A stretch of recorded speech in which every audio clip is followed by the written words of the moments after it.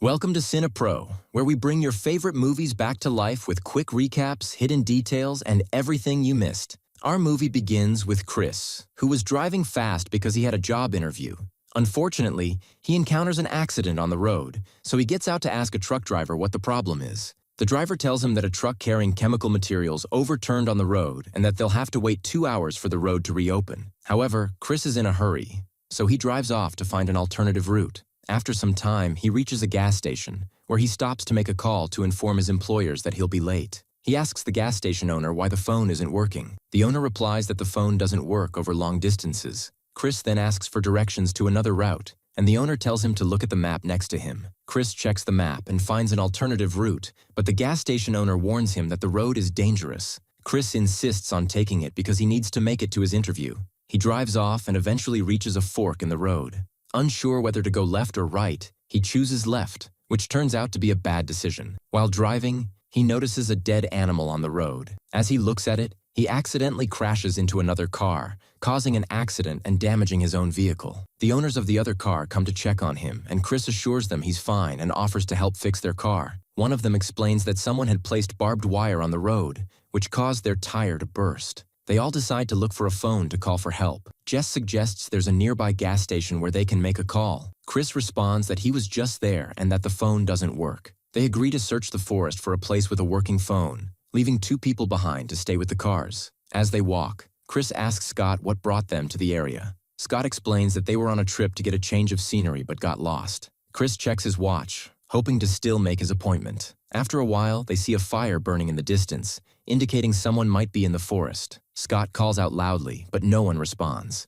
They continue searching, hoping to find someone who can help. Meanwhile, Evan wanders off in search of something to eat. He hears a sound nearby and goes to investigate, but his girlfriend notices he's been gone for a while and goes to look for him. She discovers something strange on the ground and is shocked to find it's Evan's ear. Suddenly, a giant man appears, wraps barbed wire around her, and kills her. Elsewhere, Chris and the others find a house in the middle of the forest. They decide to enter and look for a phone. They knock on the door, but no one answers. Chris opens the door and reassures them it's okay to come inside. Inside, they notice a terrible smell and wonder how anyone could live there. They find the house filled with knives and sharp tools, but the real shock comes when they discover human teeth and jars containing organs like livers and kidneys. They also find barbed wire similar to the one that caused the earlier accident. Realizing the house belongs to the person who set the trap, Chris opens the fridge and finds a box containing human organs.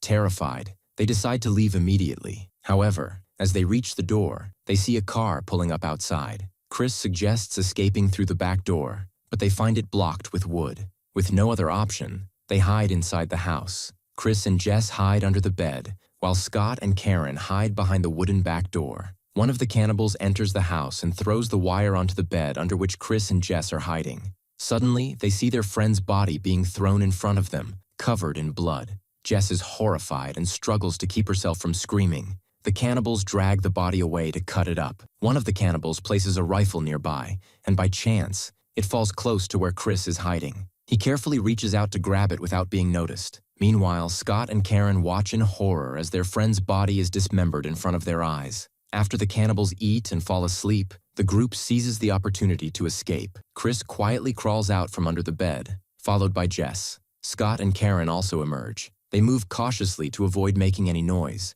However, they accidentally knock over a can, creating a sound that almost wakes the cannibals. They manage to open the door to leave, but Chris notices the door has a spring that makes noise when opened. He holds it tightly to muffle the sound, injuring his hand in the process but enduring the pain to keep everyone safe. Just as they're about to leave, one of the cannibals wakes up. Chris runs, leading the group up a hill away from the house. Looking back, they see the cannibals chasing after them. They run as fast as they can to escape. Karen is terrified, but Scott reassures her they'll make it out safely. After some time, they come across a spot filled with cars, all covered in blood. They realize these are the vehicles of the cannibals' previous victims. They search for a working car to escape, but all the vehicles are damaged. Suddenly, the cannibals arrive at the scene. Chris tells the group to hide so they won't be discovered. The group devises a plan. One person will distract the cannibals while the others escape. Chris bravely volunteers to create a diversion. However, one of the cannibals shoots him in the leg, causing him to scream in pain. All the cannibals go after Scott to catch him. At that moment, Jess and Karna go to Chris. He ties his leg with a belt to stop the bleeding. Afterward, they take the cannibals' car and drive it. While driving, they see Scott running beside them. They stop and call out to him, but the problem is that one of the cannibals shoots him with arrows in his back and kills him. They are forced to leave him and keep moving, and Karna almost dies from crying. The problem arises when they find the road blocked. They try to reverse the car, but it gets stuck, so they leave it and continue on foot. Karna loses hope and tells them, "We're going to die anyway. I can't walk anymore." Jess tries to comfort her, saying, "Don't worry, we'll get out of here alive." They continue through the forest, walking without knowing where they're headed. Chris's leg is in pain, and he uses a tree branch to support himself. By chance, the branch triggers a trap set by the cannibals. Thankfully, it doesn't catch Chris's leg. After a long walk, Chris becomes exhausted and can't continue. They spot a watchtower nearby and agree to climb it in hopes of finding a communication device. But when they reach the top, they see the forest surrounding them from all sides with no clear path ahead. They lose hope and are convinced they're going to die. Searching the area, they find a first aid kit, and Jess, bless her, treats Chris's wound. Night falls, and they notice lights illuminating the area. They also find a transmitter, and Jess calls for help, but no one responds.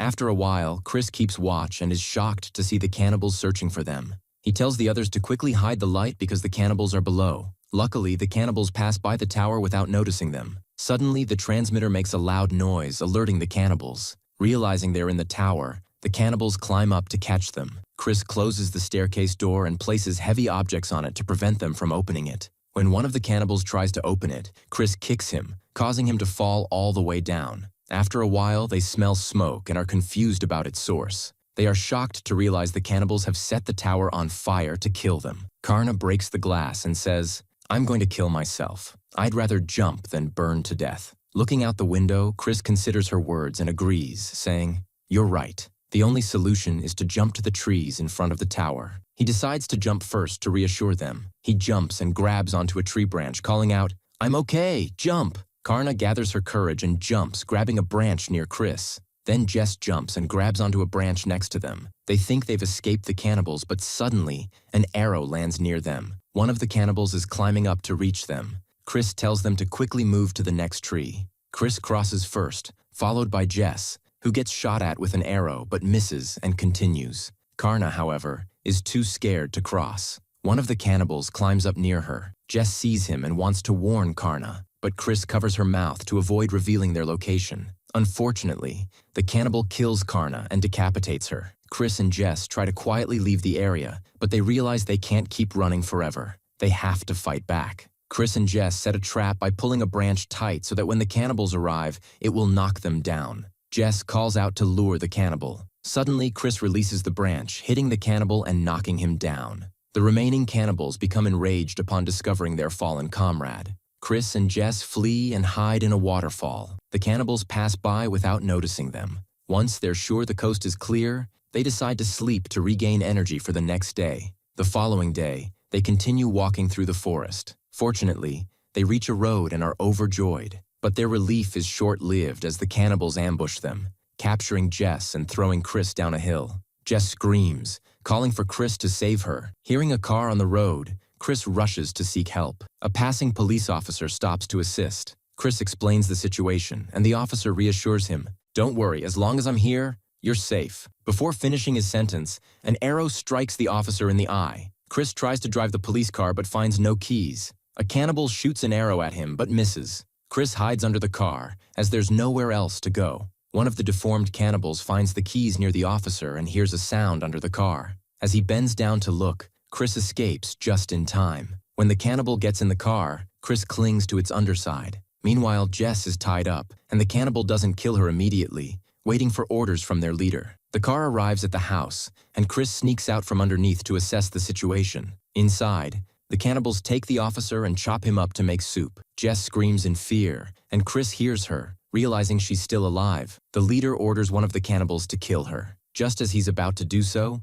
they notice a fire outside the door. Chris drives a car into the house and throws another Molotov cocktail at the leader. Grabbing a metal rod, he stabs the leader in the stomach, but it doesn't affect him. The leader picks up an axe and tries to kill Chris, pinning him against the wall. He taunts Jess frees herself and shoots an arrow into the leader's back. Another deformed cannibal enters and starts beating Chris with a stick, kicking Jess away. Just as he's about to kill her, Chris uses a chain to strangle him, while Jess strikes him with an axe, causing him to fall. Chris believes all 3 cannibals are dead, but he's shocked to find they're still alive. He quickly grabs Jess, and they escape the house. Chris shoots at a gas canister in the car, causing an explosion that burns the house and the cannibals inside. They take the cannibals' car and drive away, grateful to have survived. Later that night, a police officer searches for his missing colleague and arrives at the burnt house. While investigating, he is shocked to find one of the cannibals still alive but severely burned. The officer kills him, ending the first part of the story.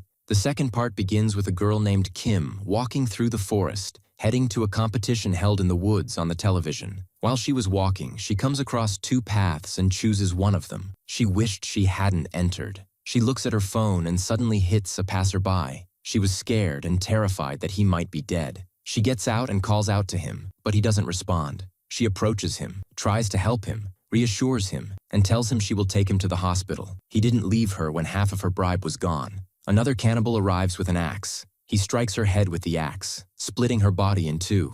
Each of them takes a half to break their fast during Ramadan. The scene shifts to the competition Kim was heading to, where we see someone introducing her as a model. They announce that this year's competition includes 6 participants: Kim, who is now dead, Jones, Elena, Jake, Nina, and Amber. They are tasked to reach a specific location deep in the forest, and the first to arrive will win $100,000. They all gather at the competition site, except for Kim, whom they assumed had withdrawn from the contest. The organizer begins explaining the competition rules, stating that phones are strictly prohibited. He also mentions that the forest is filled with cameras to document everything, and the person monitoring the cameras steps aside for a moment. Suddenly, a cannibal appears and kills him. Elsewhere, we see Dale walking peacefully when he notices someone shooting arrows at him. He looks to his side and is surprised by someone punching him unconscious. Meanwhile, Amber and Jones stumble upon a piece of meat being grilled. They assume it was placed there by the organizers for the participants to eat.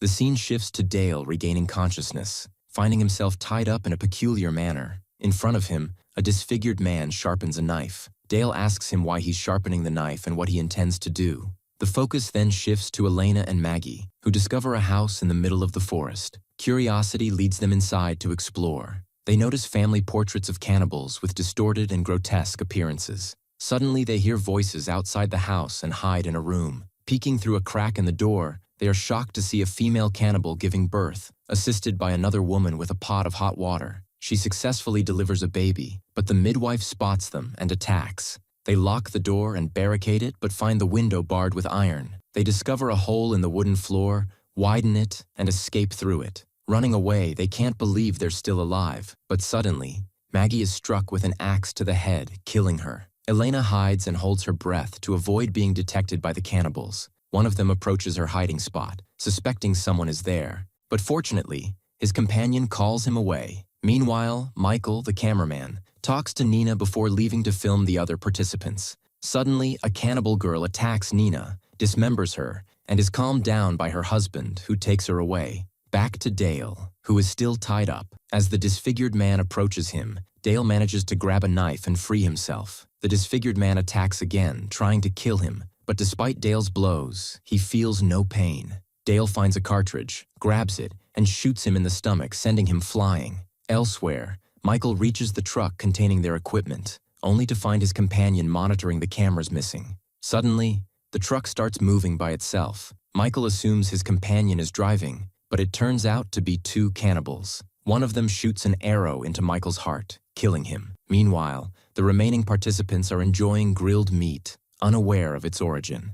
Elena interrupts their moment of joy, recounting her horrifying experience in the house. Jones dismisses her claims, thinking it's all part of the competition's visual effects to scare them. However, they notice a piece of meat with a tattoo identical to Kim's, realizing they've been eating their friend's flesh. Horrified, they flee the area. Dale, on the other hand, discovers a hut and decides to investigate. To his shock, he encounters the old man from the first part of the story. The old man explains that the cannibals were once ordinary people, but chemicals from a nearby factory altered their genes. The factory was shut down due to the harm it caused, But one family survived and became the cannibals now terrorizing the forest. The old man, who turns out to be the father of the cannibals, attacks Dale, accusing him of killing his son. Dale fights back, finding dynamite, lighting it with a candle and placing it on the old man's back. As the old man chases Dale with a weapon, the dynamite explodes, killing him. Meanwhile, the remaining participants encounter two cannibals.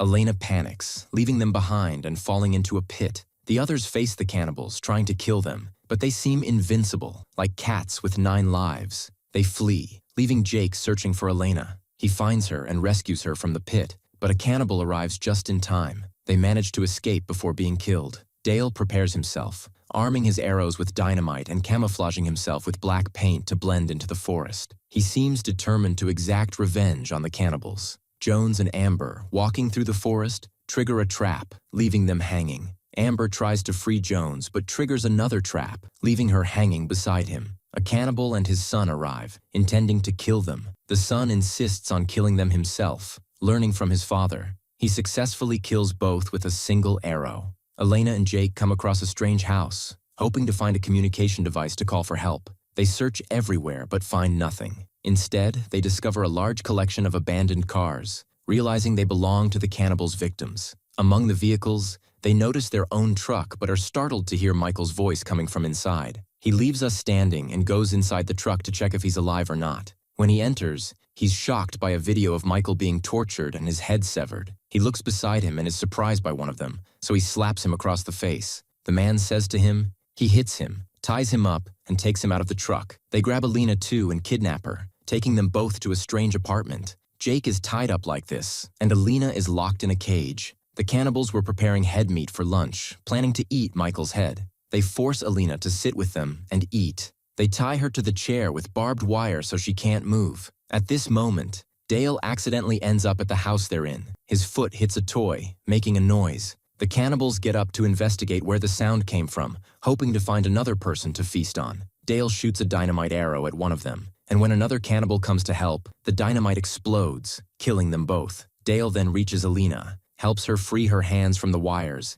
and cuts the rope to untie Jake. Suddenly, one of the cannibals enters and throws a metal wire at Dale, cutting his neck. She then shows her husband the clothes of their dead son and daughter. Enraged, he searches for them everywhere until he encounters Jake. He beats Jake brutally and tries to push him into the grinder to shred him into pieces. But Alina arrives just in time to save Jake. Jake then tries to push the cannibal leader into the grinder, but his wife saves him before he dies. However, Jake manages to push both of them into the grinder, finishing them off. Jake and Alina are given a second chance at life. They take a car from the garage and drive away. By the way, the car belongs to Kim, who was entirely devoured. We see sewage water mixed with chemicals, and one of the cannibals drinks it and feeds it to the baby born midway through the film. But the baby doesn't like the sewage water, so she gives him a finger to suck on like a pacifier. If you enjoyed the video, don't forget to subscribe to the channel and hit the notification bell to get more new videos.